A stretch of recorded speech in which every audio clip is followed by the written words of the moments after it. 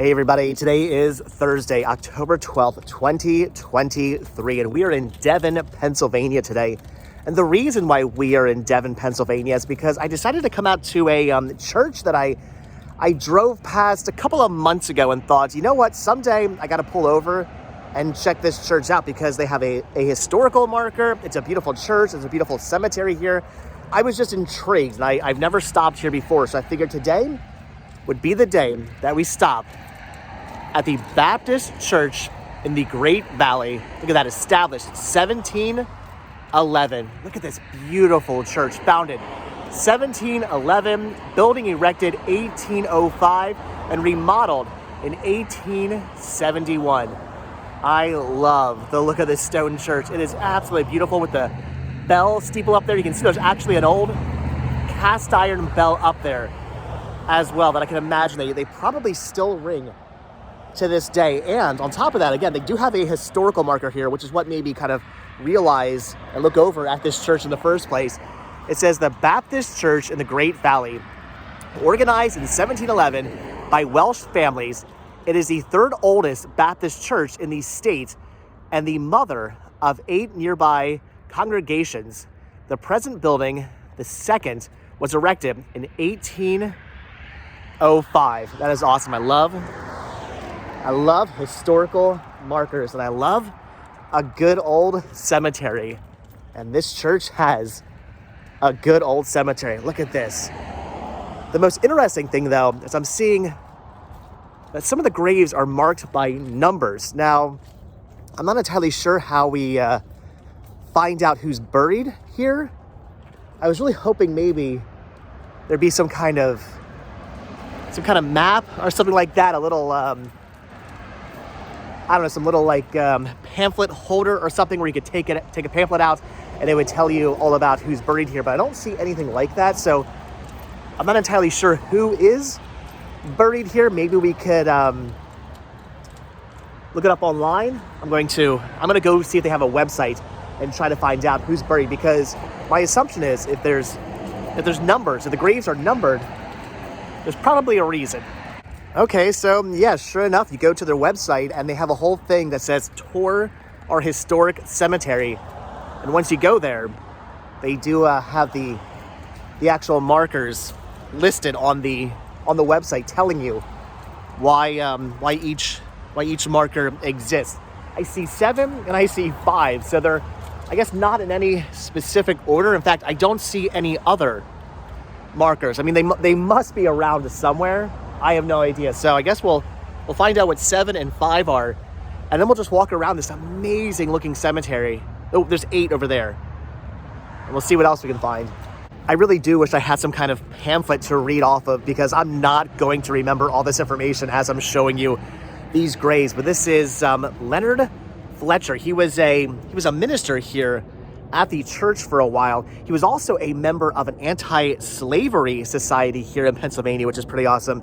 And his headstone says, "Remember the words which I spoke unto you while I was yet with you." That is pretty awesome. His headstone also looks really cool with the obelisk looking thing there. And I don't know if that's a Bible or what that is, but it's really awesome. Cool looking grave. So that's number 7 here. Let's see what number 5 is. Okay, so this is interesting. This is Reverend David Jones, who actually became a reverend right around the Revolutionary War, and actually became a Revolutionary War soldier. He was the chaplain for General Mad Anthony Wayne. So that is pretty awesome. They say this is the most famous grave in the cemetery. Unfortunately, you cannot really read what it says anymore. So many of these graves are just so old. They've been here for so long that they've completely worn away. And ones like this, unfortunately, since they're flat to the sky, I mean, over time, this gets just completely worn away and weathered away by all the rain and the snow and whatnot that just pelts on this for the last X amount of decades and centuries and whatnot. It's been weathered pretty well. You can actually kind of see down into it, which is a little creepy, but that's pretty awesome. As a Revolutionary War I don't know. I don't want to say fanatic or fan or what. I guess it'd be the same thing. But a Revolutionary War historian. None of that. Just as somebody who is intrigued and interested in the Revolutionary War, that's pretty awesome that he's buried here. It actually seems like there's a lot of war veterans here in the cemetery. I believe this is another Revolutionary War soldier here. Yeah, look at that. Not entirely sure who this is. I think it says Benjamin. I have no idea what this says. I can see Benjamin, and then I don't know what it says after that. Again, so many of these graves are just so sort of worn down. You can't really tell who is buried here anymore. Another war veteran, the really awesome looking obelisk. I want an obelisk when I pass away. That's what I want. I don't know. Obelisks are so awesome looking. I love seeing them in cemeteries. Again, this cemetery is amazing with the trees planted all throughout it. Looks like historical marker number 3 is over here.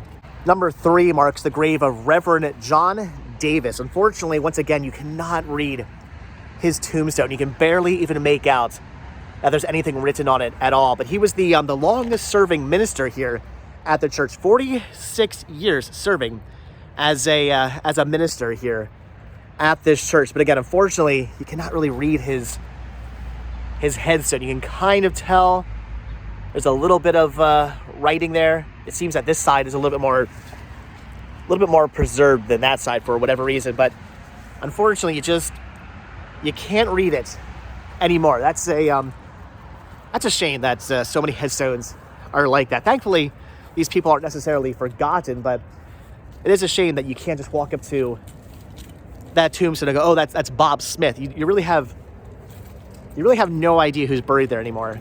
I am so happy that I decided today to come out here. I honestly, like I said, I wanted to come out here. I saw the historical marker. I thought it'd be pretty cool to come out here at some point, but I didn't know when I would come out here. So happy I came out here today. It's a little chilly, it's a little cold, but this cemetery is beautiful. There's marker number 2 over there. There's 4 and 6 over here. So let's find out who's buried at number 2 first. Okay, so marker number 2 is also really interesting. This is the grave of Morris Edwards, who passed away in 1737. This is the oldest legible tombstone in the entire cemetery. So possibly the oldest grave here in the cemetery, or at least the oldest grave that we know of here in the cemetery. 1737.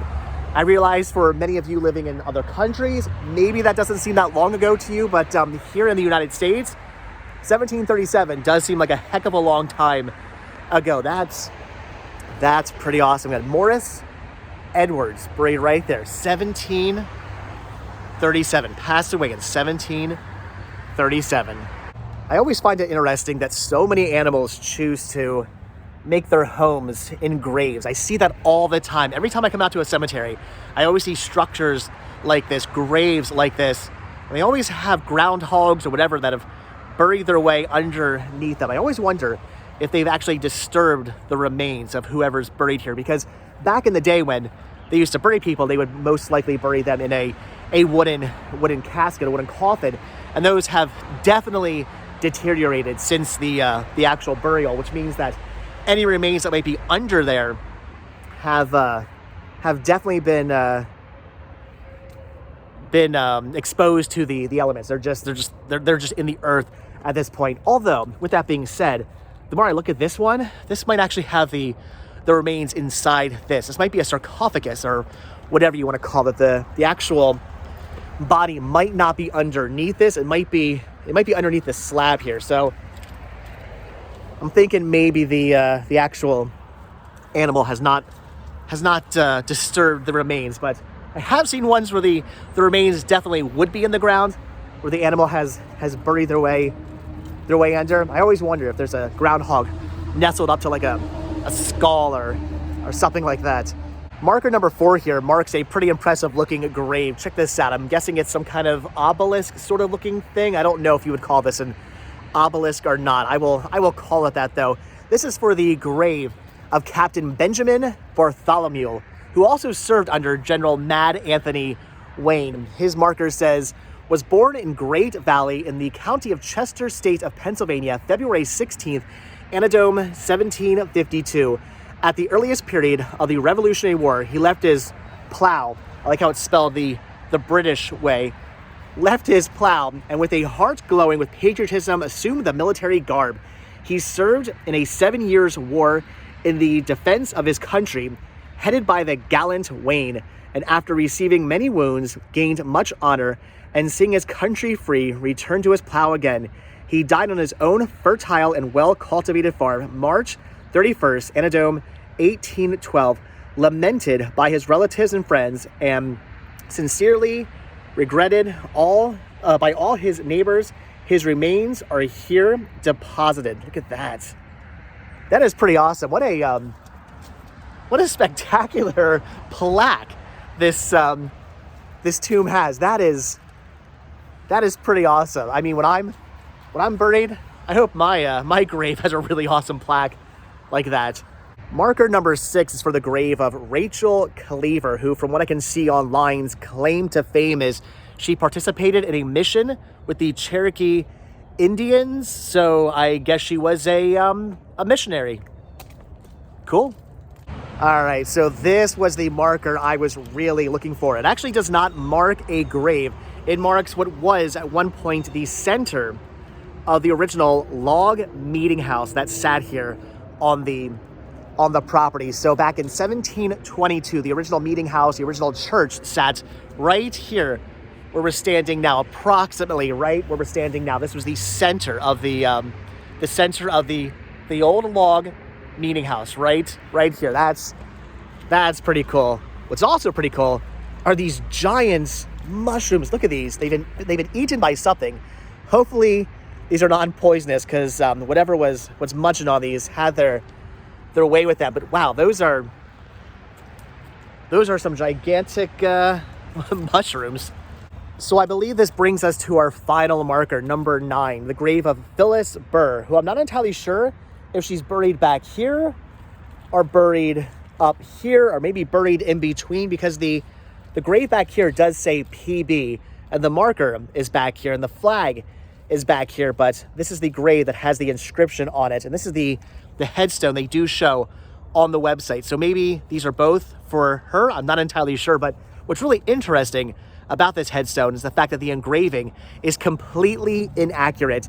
It says, if I can read this, Phillis Burr, who was born in Africa, brought to America in the slave ship Gaines, and sold into slavery to pay for her passage. So she was an African-American woman who was captured for slavery. However, she was not actually sold into slavery. She was not actually aboard the ship Gaines. She was aboard a completely different ship, and she was rescued by the American Navy, brought to the free port of Philadelphia. She was not a slave. She was a free woman, although she did become, I guess you could say, I won't say indentured slave. She was given to an indentured family so that she could sort of not necessarily, again, not really pay for her passage, but so she could basically make a living and pay for her housing and for her food and for her life, basically. So she was a free woman who, had to work for a living, basically like the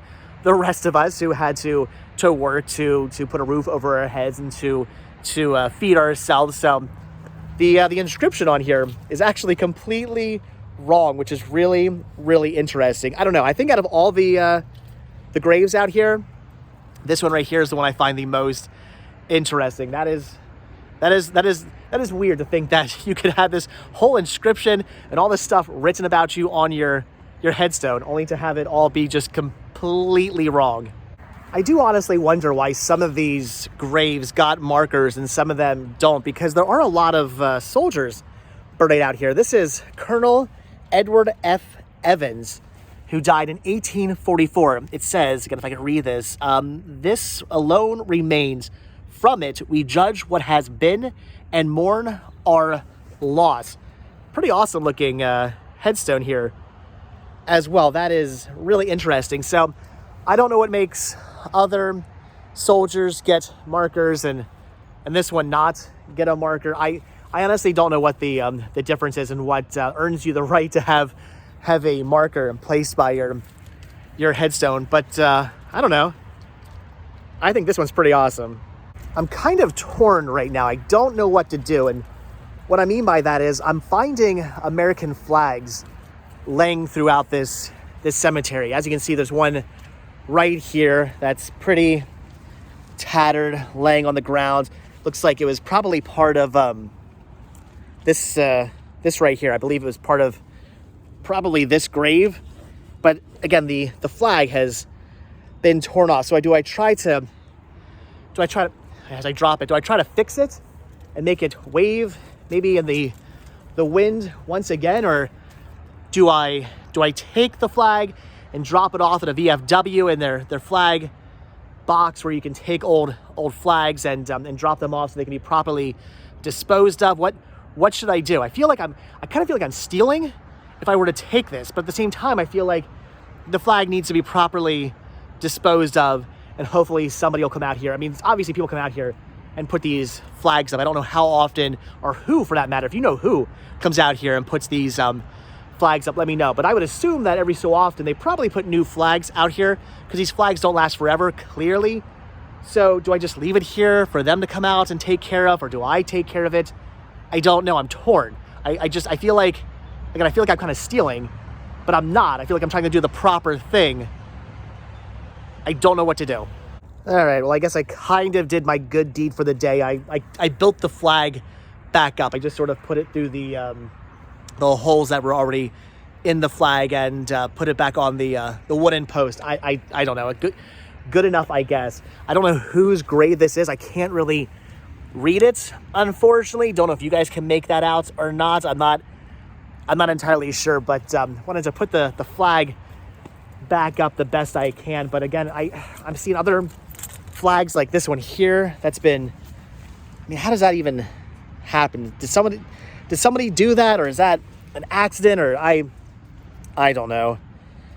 Again, the flags clearly at this point just need to be completely replaced. They are not in very good condition.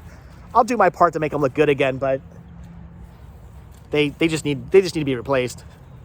There's another flag down here. Again, you see the flags have completely come off their poles at this point. And so I feel like I should go home and get a stapler and come back out here to fix these. That would do it. I mean, the flags are just tattered and they need to be replaced, but kind of wish I would have brought a stapler with me.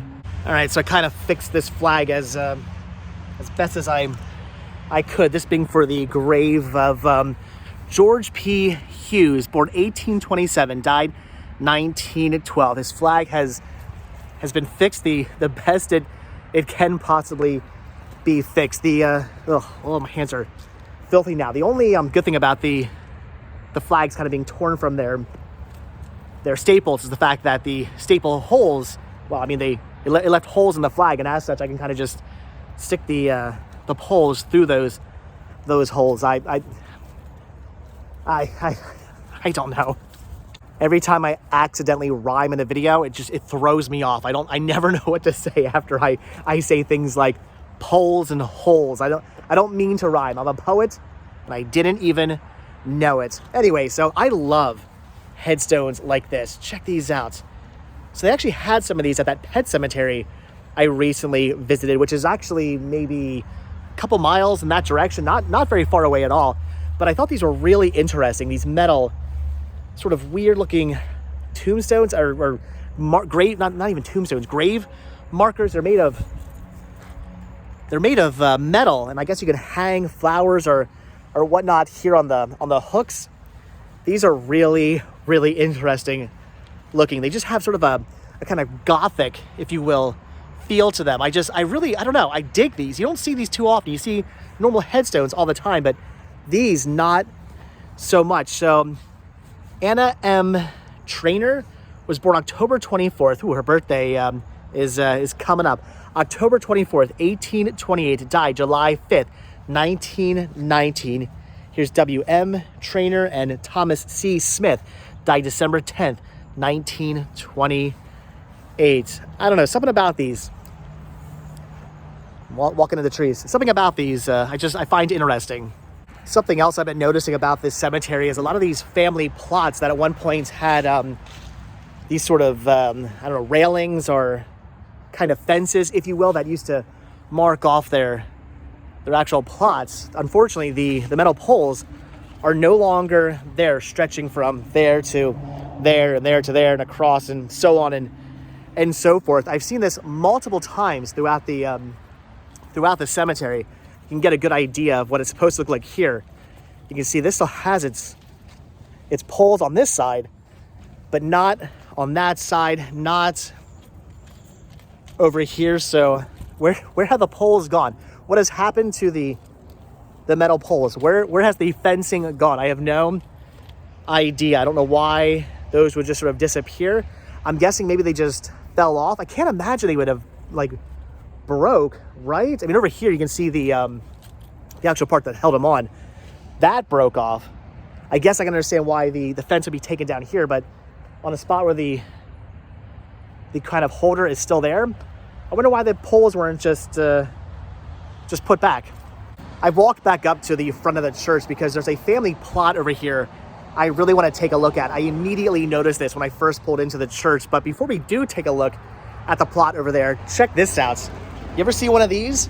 It's meant to wipe the mud, scrape the mud off your shoes. That is pretty awesome to see. If you ever come across one of those out front of a house or out front of a church, that's what that is right there. But again, walked up here to take a look at this really awesome plot here. Look at the wrought iron fence. That is awesome. And look at the gate. It has this praying or maybe crying cherub. That is really, really cool looking with the decorative flowers there. This is a beautiful looking plot. See, that's what you got to do. Forget the bars. Bars go missing. You need a wrought iron fence with the most amazing gate ever. That's how you preserve your family plots.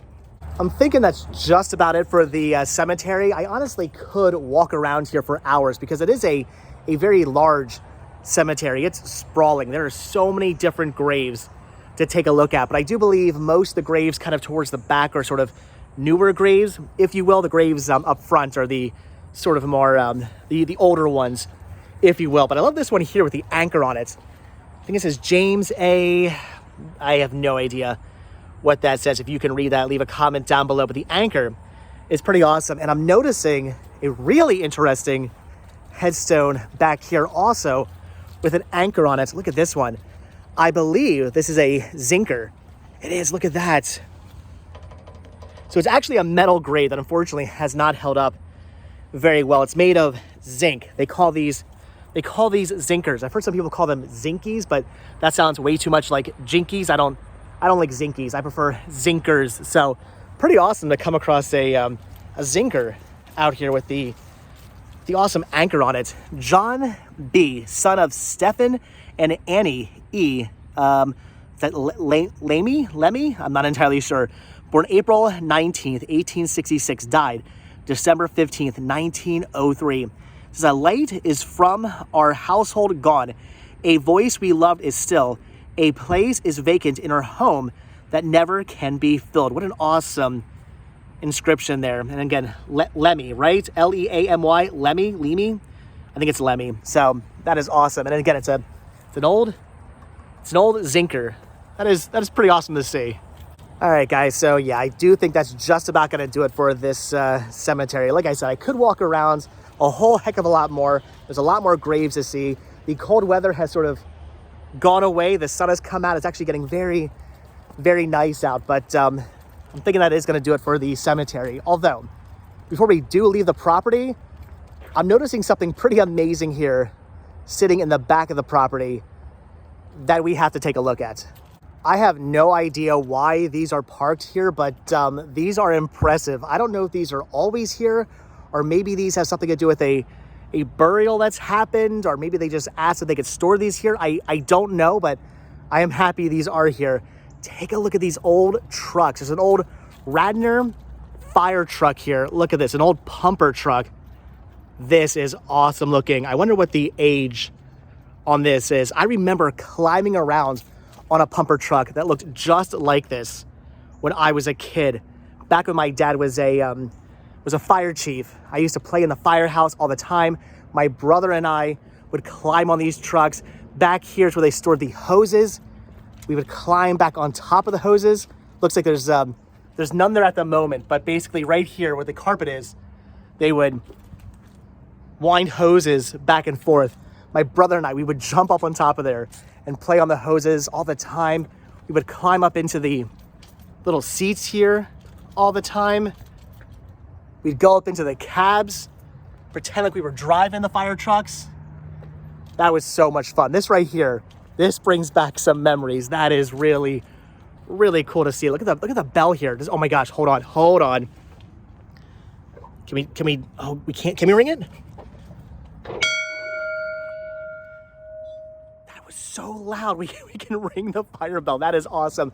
And then there's this Ralph G. Smith truck here. Look at this thing, an old Mack truck. This is huge. That is awesome. Again, what is the date on something like this? I do not know. Does this have a little cab part in the back?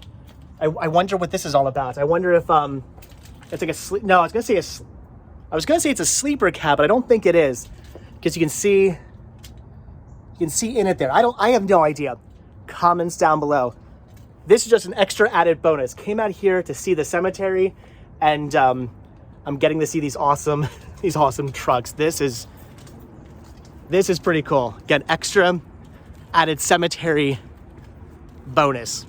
All right, guys, so I do think that is just about going to do it for the Baptist Church in the Great Valley here in Devon, Pennsylvania. I am so happy I decided to stop out here, see this amazing, beautiful church, and walk amongst their amazing, beautiful, very historical cemetery. It's really awesome that they do have all those different numbered markers throughout the cemetery, so you can actually go to their website and see who is buried out here. That is really, really awesome of them to do. So if you're a big fan of historical cemeteries, if you love old churches, this is absolutely one you have to get out to and you have to see. This place is pretty awesome. And extra added bonus fire truck in the back if it's still there. Not sure if that fire truck is always there or not, but if you get out here and it is here, extra added fire truck bonus. But all right, guys, I should probably get going because I was just talking to an employee working here, and he did say a service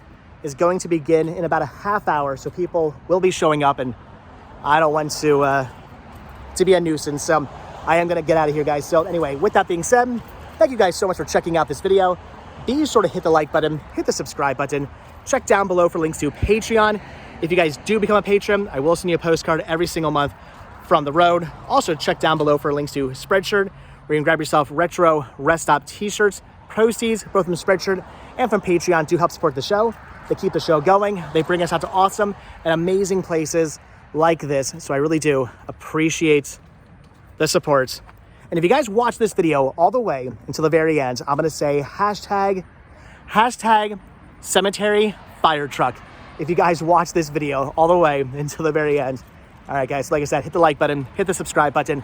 And if you do hit that subscribe button, or you are subscribed, then I will see you guys in the next video.